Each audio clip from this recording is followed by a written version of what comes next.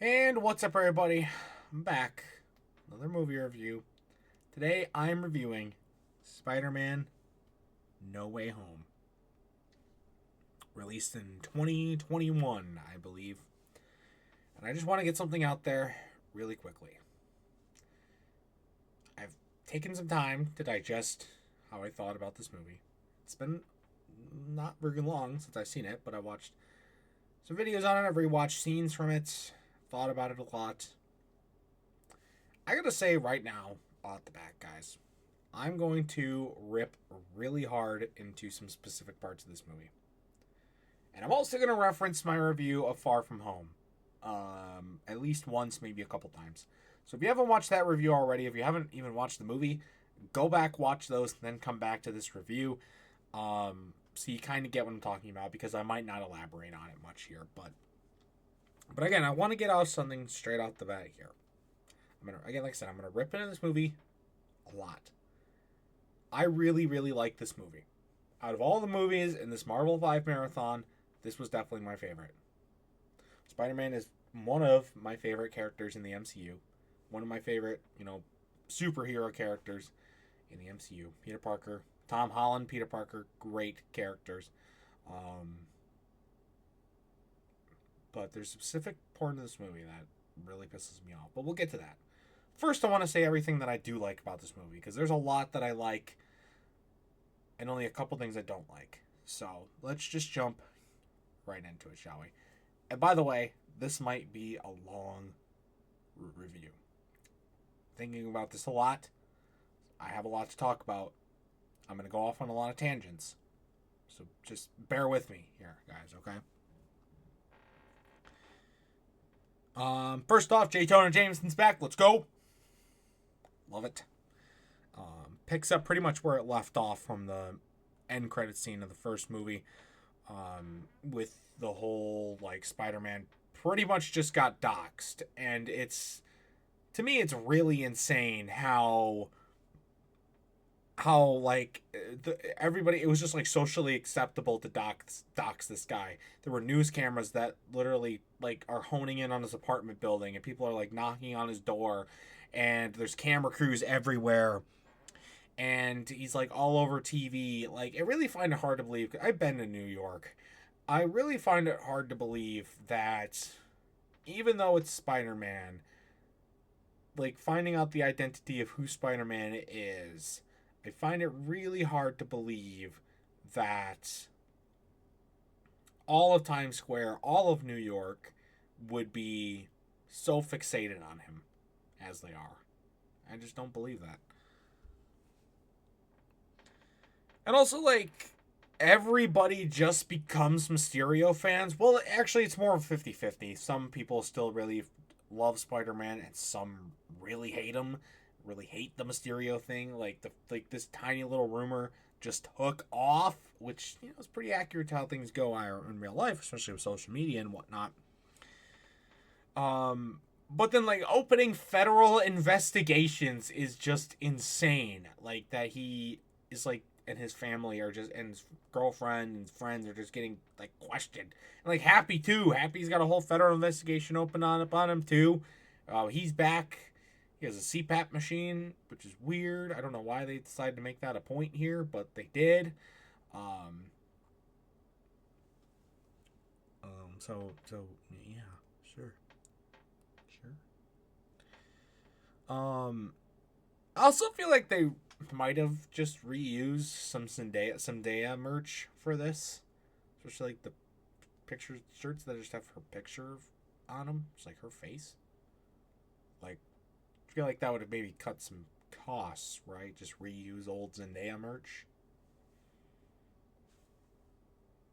I don't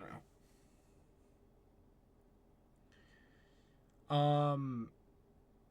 Even all of that, this whole celebrity status or controversial public figure status. Yes, it does get extreme. It does get really in real life. It's very extreme. Paparazzi follow these celebrities around. They dox people, or at least try to. They give out their phone numbers. They do all this sort of stuff, and it's a big deal. Even here, though, it does feel a little over the top. It does feel a little over the top, just a little bit. And also, I think it has to be illegal. I don't know if this is true or not. I need some clarifications on this in the comment section down below. But I feel like it has to be illegal to deny a college application just because of social media, right? Like, not like in this context, right? All the charges against Peter Parker were dropped, or Spider-Man were dropped. And MIT just distills, like, in light of, all recent stuff, we can't accept you. It's just like, that has to be discrimination, right? Like, that has to be illegal. I don't know. It just feels like it has to be. It's like, it's mostly just like all rumors and like false information. Like, it's all proven to be false, and they still like just go along with it. It just doesn't. I don't know. That just kind of pissed me off. Didn't feel right. But that was all that. That was a pretty interesting sequence too. There's some other points that I want to talk about. Let's talk about Peter and MJ's relationship and how it's like really blossomed. Very wholesome moments right there. Might see me tear up a little bit too. As I don't know why I'm gonna do that, but it's very dry down here. Very dry down here. But it's a cool relationship. It's really, really nice. You get some really heartwarming, heartfelt conversations, dialogue, and moments. Not just between Peter and MJ, but also Ned. Ned's in this movie still, obviously. He's great. Great as always. Super fucking funny. But even in past that, which we don't see in really any of the other movies, there's a lot more heartfelt, heartwarming moments. And they really take it a lot deeper than I really thought they would. The Tom Holland Spider-Man movies, I've seen 3 of them now. I think there's more. I think there's a 4th one, right? Or at least there was going to be a 4th one. I don't know. Well, I mean, I guess he's in 2 others, but,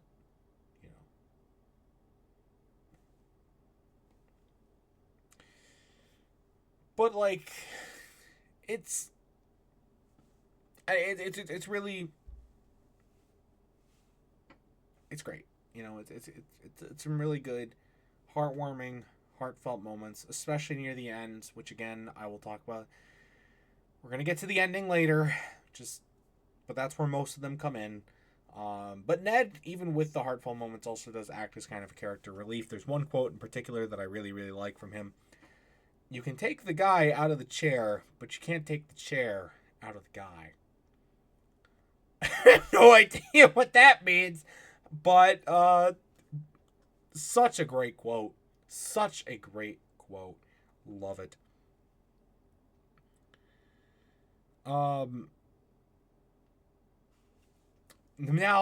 I want to comment, but it's a great. Okay, final parts about the relationship. I don't know. It just feels very wholesome. I'm trying not to like jump from the end to the beginning, back to the end, to the middle, to the end, or whatever. I'm trying to stay in somewhat chronological order of how the movie goes, because that's usually how I take notes, and that's usually how I conduct these reviews. But with this movie in particular, there's just some things that I just really want to talk about. I guess I'll talk about it. Probably the most heartfelt moment to me was after Aunt May is killed. And Zendaya, well, MJ and Ned go with the other 2 Spider-Men. Why they're here, you'll see. But they go find Peter or Tom Holland. I guess I'll call him Tom Holland. I'll call him his actor name. You'll see why in a minute. But they have this really heartfelt moment where they're just consoling him, and he's just letting all of his emotions out, and that was one of my favorite parts of the movie because that felt real. And it kind of was real. Aunt May's death, to me, it's not the first piece of Spider-Man media that I've played where she has died, or seen, or played. because in the first Insomniac game she dies, but it's not because she's killed, it's because she gets sick and she dies. And that is, very, very sad too. But this, she wasn't, it didn't feel like she was meant to die. It just happened. And it carries a different weight with it because of that, which is, gets really heartfelt. And, yeah, so. But yeah, there's other Spider-Men. But anyways, I keep jumping. I'm trying not to jump. But the relationship, we'll get to that a little bit later. It's really, really nice to see, like, Peter and MJ, together and just happy and, budding relationships. And Ned's still there, even though he broke up with his other girlfriend from the last movie, that was a weird-ass relationship. I don't... The fuck? It's cool because they really... It's a very deep connection, and I think the realness of it is helped by the fact that Zendaya and Tom Holland dated in real life. Really, I think maybe still date. I don't know, they broke up. I don't remember. If they're still together, let me know in the comment section. I don't know if they are, but they were dating at the time of this movie. So that helps because there's more of a genuine connection there, and it really helps fortify and exemplify all that. So it's really good. It's the last I'm going to say on the relationship arc right now, but I will talk about that a little bit later. Let's get to the multiverse shit. Well, Doctor Strange is in this. He's the only other MCU character in this, like, and it's going to be really hard for me not to go on the rant because I want to go on the end of the movie. But for what he's in, he's good. He's good for what is in this movie. But then there's the whole, like, thing where Peter wants everybody to forget that he's Spider-Man, but then, he's a fucking prick and decides, and he adds all these parameters on, which makes sense. He doesn't want Aunt May to forget. He doesn't want Ned to forget. He doesn't want his girlfriend to forget. So, like, Doctor Strange is adding on all these parameters and stuff, and then something fucks up, and then the multiverse is open, and all of these other enemies and other Spider-Men come back from other universes, which was just fucking surreal. I don't know if I saw it on YouTube or where I don't remember exactly where I saw it, but I remember watching that scene with Doc Ock coming back, and that scene on the highway and all that. And it was, I remember, but I still didn't know it was coming, and it was, like, super fucking cool, because all of these enemies coming back is done perfectly. They brought all of the original actors back. Well, maybe not the Lizard, but I couldn't tell. But the other actors are, in fact, the original actors, which is awesome. Doc Ock is great. I love that he becomes kind of an ally in this movie, which is kind of awesome. We'll get to Green Goblin a little bit later, because I want to talk a whole section about Willem Dafoe.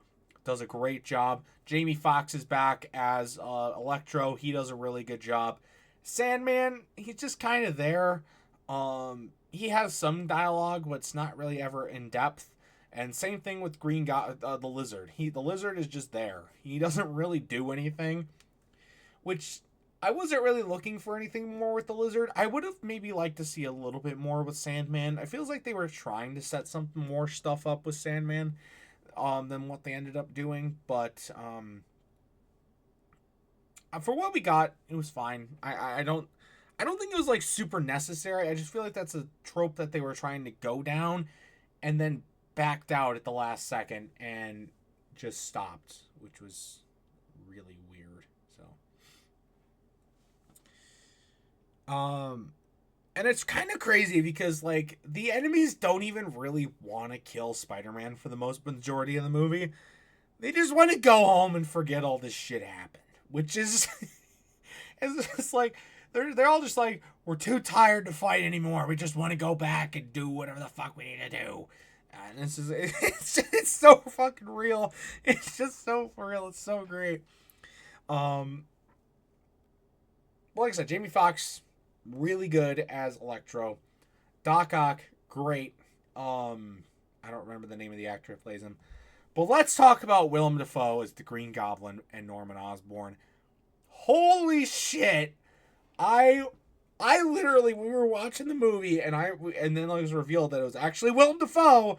I like stood up and started cheering. I was like, yeah, let's go! It was so fucking awesome. I love Willem Dafoe as an actor. I loved him as the Green Goblin in the first Spider-Man movie in 2002, and now he's back playing Green Goblin Norman Osborn again. Holy shit, he puts on such a good performance. It is so good. Every line, every movement, every emotion, just, you could tell he loved doing this, and it is so good. So good. This movie, I didn't know too much about Willem Dafoe before watching these movies, but my God, he is a great actor, and a great actor doing something that they love. As you could tell, it's like Jack Black in the Minecraft movie. You know Jack, but it's very good to tell that Jack Black loved doing the Minecraft movie. He loved it, and it's very evident because he puts a ton of effort into everything he does, all of his lines, all of his songs, all of his movements, all of his emotions, everything.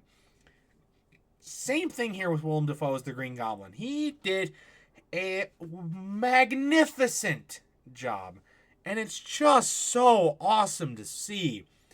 Because you don't get that a lot anymore. Especially in the Marvel universe. But here we got it, and it is just amazing. And especially like when they're all in Happy's house or apartment or whatever, and they're, in green, and like Willem Dafoe is doing the Green Goblin thing, and he like convinces Electro to be bad again, and then Electro's just like, fuck you, Doc Ock, and pushes him out the fucking window. And then like Sandman goes AWOL again, and then there's this whole shit going down. It's a great scene. And then Willem Dafoe kills Aunt May. It's fucking insane, dude. Like, that's part of why I think it just makes it that much of a more impactful scene. Aunt May's death is that it's the Green Goblin that kills her, and like it's just done so well. Done so well. It's perfect. Every last minute detail. It's perfect. But I mean, like, the other enemies are really, really good too. But not just the enemies are returning. It's the other Spider-Men are back. What? I should have known when all the enemies came back that eventually we would see the other two Spider-Men. I feel like they would just have made a cameo. Really surprising, but also really awesome that they got both of them back, Andrew Garfield and Tobey Maguire, back in these movies. And I gotta say, I want to comment on their acting jobs. Tobey Maguire, dude, I ripped on him so hard in the Spider-Man 1 through 3 reviews, because he was just such a dick in those movies. But here, I mean, good writing, guys, can go a long way. Example A, this. I mean, he is such a completely more redeemable guy, and it actually is fucking watchable to see him on screen. Because he's written better, and it's so good, and it's so awesome, and it's so crazy that he is just there. Just fucking there. He's doing the thing, and he's not fucking makes me want my ears bleed out because he's actually, it's so good. But then But then we get Andrew Garfield. It seems like the more that I read around the internet that I am of the minority that of liking the Amazing Spider-Man movies and liking Andrew Garfield as Spider-Man. I thought those movies were pretty good. Maybe not written the best, but I thought Andrew Garfield did a really good job in those, and I could really appreciate it. If you want to know more about that, check out those reviews too, along with Spider-Man 1 through 3. So, but my God, Andrew Garfield does an amazing job in this movie. Does an amazing job. There's a scene in particular near the end, during the final boss fight, the final battle thing, whatever, where MJ gets knocked off of what do they call it? Scaffolding. She gets knocked off of scaffolding because they're putting Captain America's shield on the goddamn Statue of Liberty. What the fuck? Okay. Cool. But anyway, MJ gets knocked off some scaffolding and she falls down, and Tobey Maguire almost catches her but doesn't. So then Andrew Garfield jumps in to save her, and he catches her. And there's this really nice scene there's a really nice shot after that where he's just looking at her and bawling his eyes out. And it's been a hot minute since we did the Spider-Man marathon. So I was like, why is he crying? Is he gonna love him? Is he gonna steal MJ? What is this? But what it is goes back to the ending of Amazing Spider-Man 2 when he didn't catch his love interest. And now it kind of feels like he redid that wrong in a way by catching MJ. That's just an incredibly well-pieced scene. I mean, what the fuck? That's just fucking insane that they did that, and they did it with fucking precision. It was so good. So fucking good. So good. It's incredibly good. Oh my God. I feel so good for Andrew Garfield now, kind of knowing that and kind of thinking that now, and like being able to piece that stuff together, kind of connecting the dots and whatnot. It is so good. So good. But then also just like the Spider-Man teaming up and the fighting scenes are really, really good. Like I said, Doctor Strange and Doc Ock team up to take down the Green Goblin, which is just legit insane.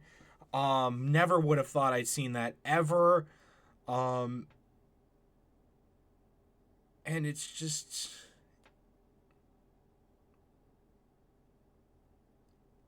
awesome. It's just really awesome. And then the movie really at the end there then that final fight, and like with the Spider-Man coming back and all those really heartfelt moments, it really just start to take your breath away. Just how good everything coming together is. It's really fucking insane. I was blown away. This movie went to lengths that I never thought it would go to. It was a lot darker with Aunt May's death, and what we'll get to in a minute here. And kind of, calling back, but I like that direction for the most part, which we'll get to at the end here, because of how cool some of these scenes and some of these moments were. It's really good. Before we continue, I do want to touch on a couple of quotes that I really liked. I only got a couple. One was Aunt May. She's like, "Do you want some water?" To Doc Ock, and he's like, "Yeah, I'd like some water." She says, "Fresh water or salt?" Because you're an octopus. It's like, okay, cool. It was a pretty funny line. That got me going good. And then And then another scene. It's like, I thought you'd be black.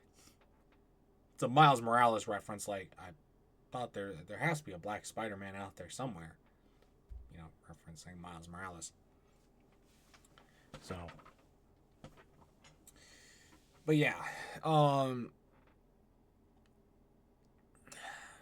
so all those are a lot of the good things that I liked about this movie. And you can see me kind of tearing up a little bit because there's some really good scenes in that stuff, and all this like very wholesome, heartfelt, heart tearing as well, tear jerking moments. It's done so fucking well, and it's awesome to see.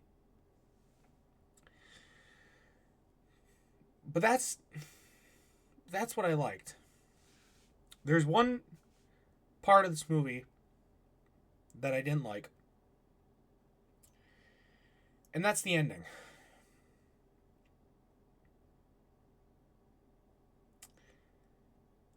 Because we did all this.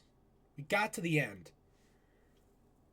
And I'm trying not to sneeze as well during this. That's why I'm doing the thing. I really hate this ending so much. It might be one of the worst movie endings of all time for me. And this is going to be a really controversial opinion, but please hear me out. Because I can bet my bottom dollar that I am not alone in this thought. I can bet it to the day I die. And even if I am the only one that thinks this, I'm going to die on that hill. I'm going to die on it. I hate this ending. It's a cliche type ending. It's been done in other movies before. Good example. Good example is Happy Death Day, a movie that I haven't reviewed yet, but a movie that I have seen. It's been a long time though, so I do want to watch it again before reviewing it. It is on the marathon list. We will watch it soon. We'll watch it eventually. But Happy Death Day does this pretty well too, where the main character, she is living in this great reality where she's got the boyfriend that she loves and the man of her dreams. They're in a very committed relationship. They love each other. And her mom, who had passed away, now she gets to see her mom again because her mom's alive in this timeline. So she gets to have lunch with her mom. She's having a great relationship. And then it's great. You know, everything's good. Except for the fact that she didn't fulfill the goal that she wanted to do. Which is stop the killing. Just stop other friends, close family, everybody else dying. So she has to make the hard decision to erase everything, rewrite it. And she does this multiple times, but this one in particular is the most heartfelt moment in the movie. Where she does this, and then she has to undo it. And then at the beginning, she's like, her mom is gone. The boy doesn't know her anymore. But she did it. Yay. And like, eventually, and then that happens. In Happy Death Day, at least, they give it time to where at least, I mean, the mom, they don't bring back the mom. But she gets some good closure with her mother, which is really awesome to see. And then eventually she falls in love, the boy falls in love with her again. And that gets back to a good point, right? But in this movie, they don't leave room for that. So here's what happens. And there's some points that I've been leaving out that I wanted to talk to now. After the whole thing with Peter messing up the time spell with Doctor Strange, he steals the box that would have sent these people the multiverse people back to where they originally came from. Catch is, they would have, the catch is, nobody would know who Peter Parker is anymore. Not even his best friend, not even his girlfriend, not even the Avengers. He would be leaving the Avengers, essentially. Restarting completely from scratch in life. And originally, he's against this. And then as the movie goes on, he decides at the end of the big fight and everything, he's like, well, we got to do this now. He just caves in, fucking concedes. And then he has this really good scene. It was a really good scene at the end with talking to MJ and Ned, and it's a good scene. But it pisses me off so much because it didn't need to happen. That didn't need to happen. That whole fucking scene didn't need to happen at all. Do you remember in my... Sorry, I'm fucking queuing up like crazy right now. Sorry, Jesus. Do you remember in my Far From Home review when I said the whole giving the glasses up thing to Mysterio, how he's a fucking naive little bitch who never learns from his fucking mistakes? Well, guess what? That came back to bite him in the ass here.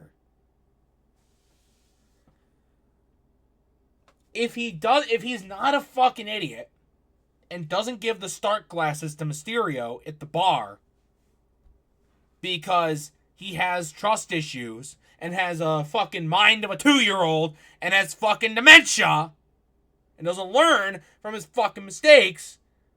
In fact, in this fucking movie, he doesn't learn from his mistakes either. When he sabotages the box thing, after everything that happened in Infinity War, Endgame, and the last movie, and everything before that, he still doesn't learn from his fucking mistakes, and he sabotages the whole thing because he thinks he can fix Green Goblin, he thinks he can fix Electro, he thinks he can fix his people.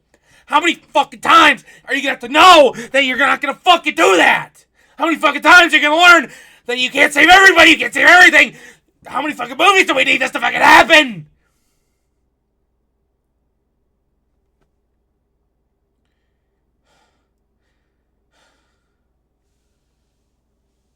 He's just so fucking naive, so fucking stupid.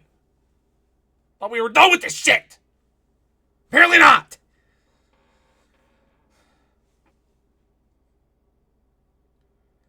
But this whole time, and there's a whole discussion scene earlier in the movie between Peter and Doctor Strange, where Strange is like, there's no other way, we gotta do this. And then Peter's like, but there has to be a different way, there's definitely another way, we can do this. In every other fucking movie, he's like that. There's another way, there's always another way, we gotta do this, there's another way, we can do this another way. But for some fucking reason, at the end of this movie, when he has literally everything to lose, he decides, now there's not another way. In fact, it's fucking MJ that's like, there has to be another way. We can come up with another solution. We can do this. We don't have to erase your memory or our memories or anything like this. And he's like, no, there's no other fucking way. And he can be like, oh, maybe that's good character development. I call it being a fucking big asshole! From a fucking writing perspective, and taking the easy way out with this cliche fucking ending.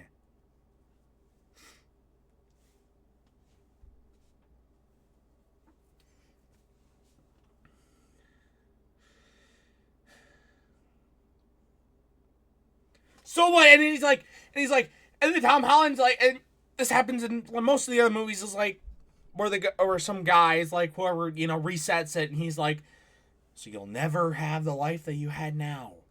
Are you sure you want to do this? He's like, I'll be able to get this back. I'll be able to get my friends back. I'll jog their memory. I'll do this. I'll remind them. I'll get the spark going again. It'll be fine.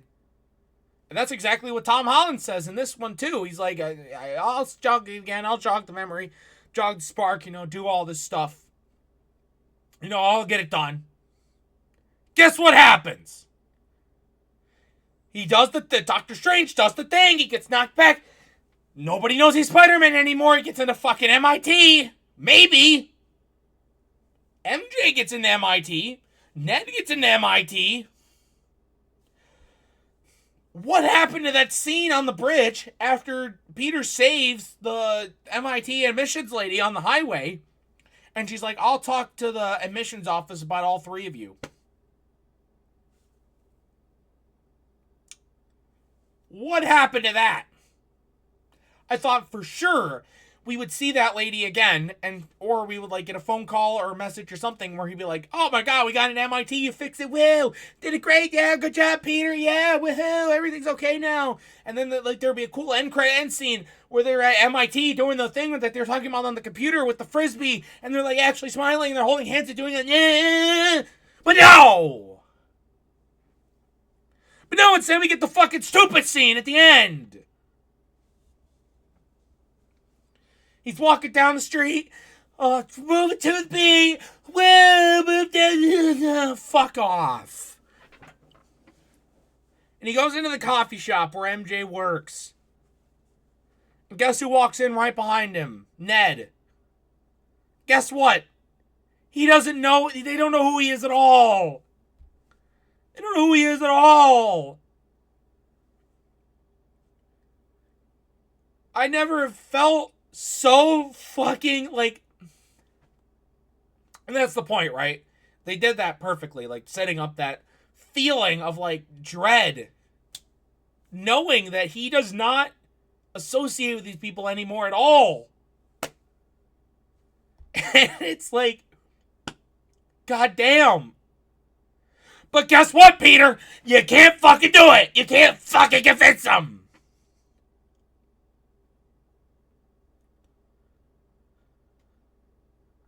So the whole point of doing that is completely lost. You lost your girlfriend, who you were madly in love with. You lose your best friend. You lose MIT. You didn't even get Aunt May back. All for what?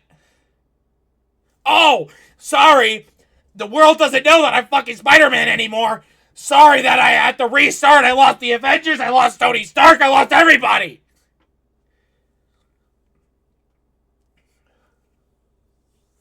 But the one thing that this could have fixed so that I don't have to interact with people anymore, so I don't have a social life. I just want to be fucking miserable ass Spider-Man now. That happened.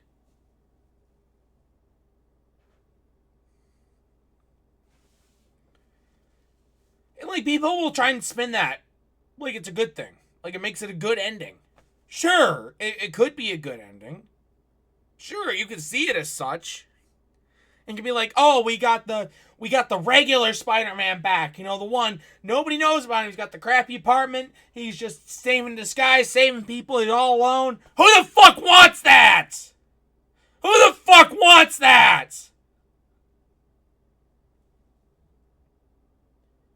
If you want that, that means you're just projecting your life onto theirs. It's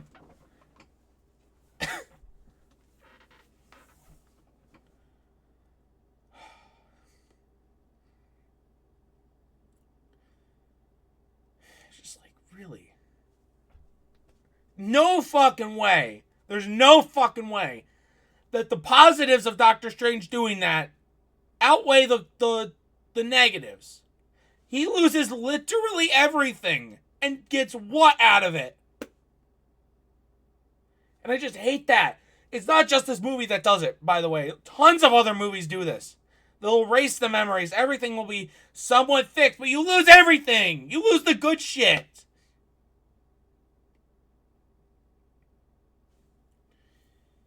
And it all could have been fucking avoided. He could have kept the girlfriend. He could have kept his friends. He could have stayed doing what he was doing.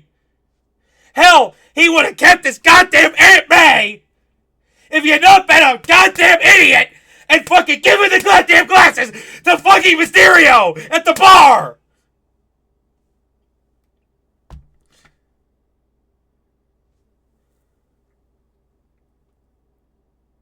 God damn it. God damn it, dude.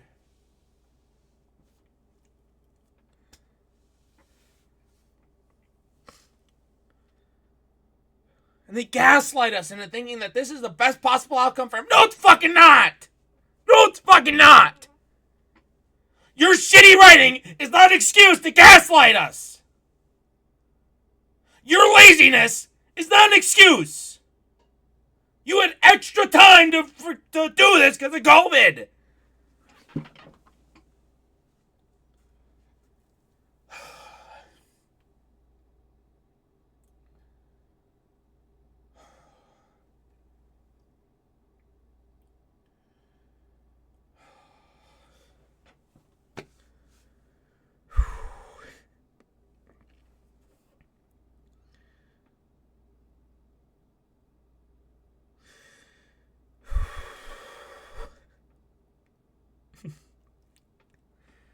I don't know if I've ever gotten so emotionally invested in a single movie before. I don't know if I have. At least not that I've shown on camera. God damn.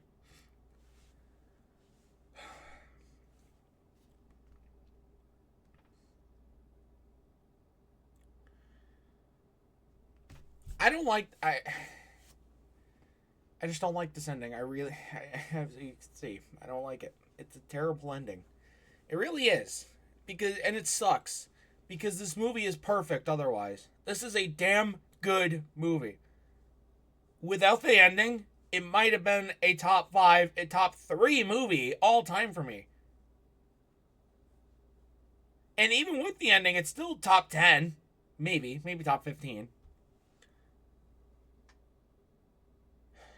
But it's just insane that they put all this work, all this effort. They had extra time, like I said, because of COVID. I know this was one of the COVID delayed movies. And they still fucked it up. They still went the cheap route. And that's just the epitome of Marvel in a whole.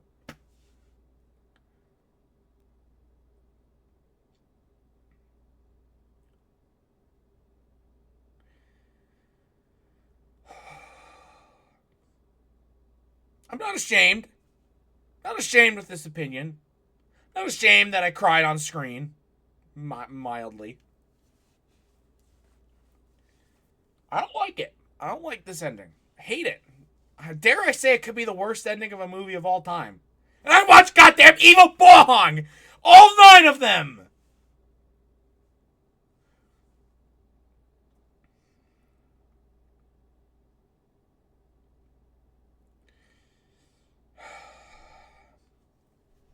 I don't know what else to say. I know we're closing in on the 45-minute mark. This may very well be the longest movie review, at least for a single movie ever, that I've done. And I'm not surprised at all. So, take it as it may be.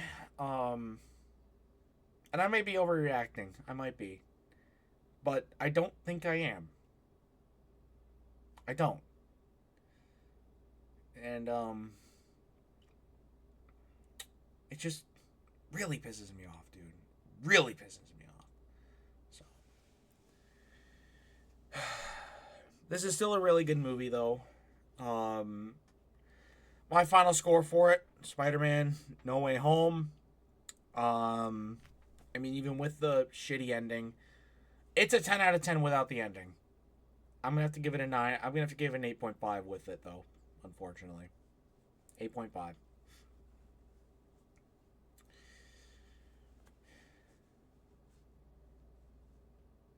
Before everybody goes in the comments, by the way, and is like, oh, maybe MJ and maybe it'll all get made up off screen, maybe you'll get... maybe they'll make up off screen, or maybe they will, everything will be back to normal in the next movie, and it'll be fine. Then what the fuck was the point of this whole fucking ending? What was the point?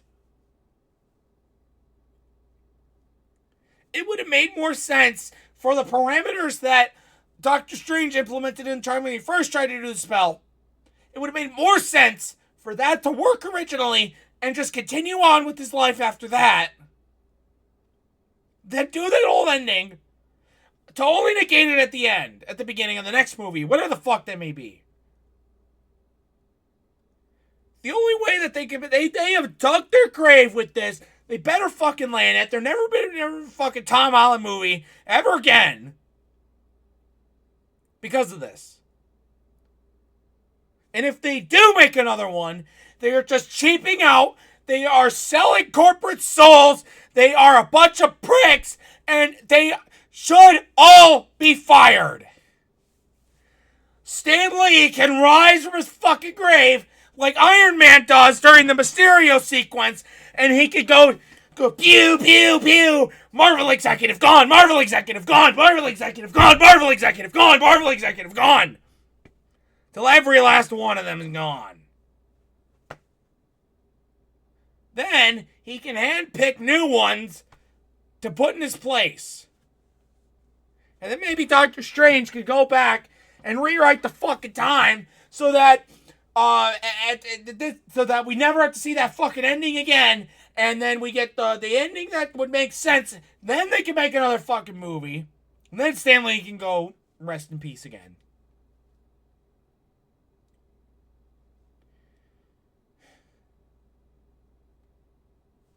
God damn it. This might be the most angry I've ever gotten over a 8.5 out of 10 movie for me. But it's 100% justified. But now, folks, it's time to debate it in the comments down below. What do you think of my reactions? What do you think of my thoughts about the movie? I'll have to know all of it. Because I had a lot to say, and I said it, and like I said, I'm going to die on this hill. If I'm the only one that thinks the ending is bad, I will die on that hill myself.